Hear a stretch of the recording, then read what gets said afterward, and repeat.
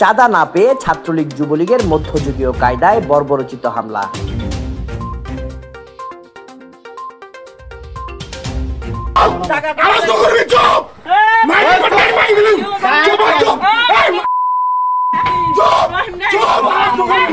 শহরের পুরনো হাসপাতাল এলাকায় যুবলীগ ছাত্রলীগ নামধারী দুই ভাই ও তাদের পরিবারের সদস্যরা বুধবার সকালে অসহায় এক ফল বিক্রেতার পরিবারের উপর নৃশংস হামলা চালিয়েছে।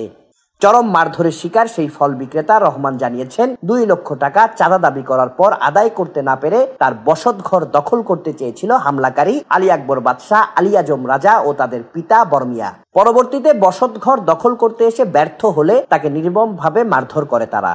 ঘটনার বিবরণে ভুক্তভোগী জানান, 2012 সালে এই জায়গা ক্রয় করার পর থেকেই আব্দুর রহমানকে নিজের জায়গা থেকে উচ্ছেদ করে দিয়ে তার জায়গাটি দখল করে নিতে চেয়েছিল যুবলীগ ও ছাত্রলীগ নামধারী দুই ভাই ও তাদের পরিবার। পরবর্তীতে সেটি করতে না পেরে তার কাছে 2 লক্ষ টাকা চাঁদা দাবি করে হামলাকারীরা। চাঁদা না পেয়ে 12 বছর ধরে যুবলীগ ও ছাত্রলীগের রাজনীতির সাথে সম্পৃক্ত হামলাকারীরা আওয়ামী লীগের নেতাদের ছত্রছায়ায় হামলা, মিথ্যা মামলা সহ বিভিন্ন প্রকার ক্ষমতা দেখিয়ে অনবরত অত্যাচার চালিয়ে গেছে রহমানের উপর।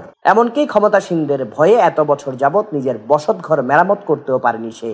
রহমান আরো জানায়, বিগত সময়ে বিষয়টি সমাধানে তিনি আওয়ামী লীগ নেতাদের দ্বারে দ্বারে ঘুরেছেন, কিন্তু কোনো সমাধান পাননি।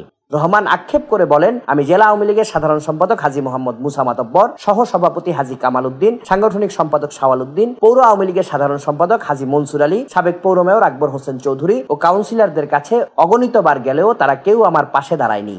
এখন ছাত্র জনতার ব্যাপক আন্দোলনের মুখে স্বৈরাচার শাসক ক্ষমতাচ্যুত হওয়ার পর তিনি নিজের বসত ঘরটি মেরামতের উদ্যোগ নেন। মেরামতের কাজ শুরু করার সাথে সাথেই আলী আকবর বাদশাহ, আলী আজম রাজা, যুবলীগ ও ছাত্রলীগের দোসরদের নিয়ে রহমানের পরিবারের উপর নৃশংস হামলা চালায়। হামলার একটি ভিডিও চিত্র ইতিমধ্যে আমাদের হাতে এসেছে। এই সন্ত্রাসীদের ভয়ে এলাকার মানুষ মুখ খুলতে ভয় পাচ্ছে। বর্তমানে প্রাণ ভয়ে পালিয়ে বেড়াচ্ছে সেই অসহায় ফল বিক্রেতা আব্দুর রহমান।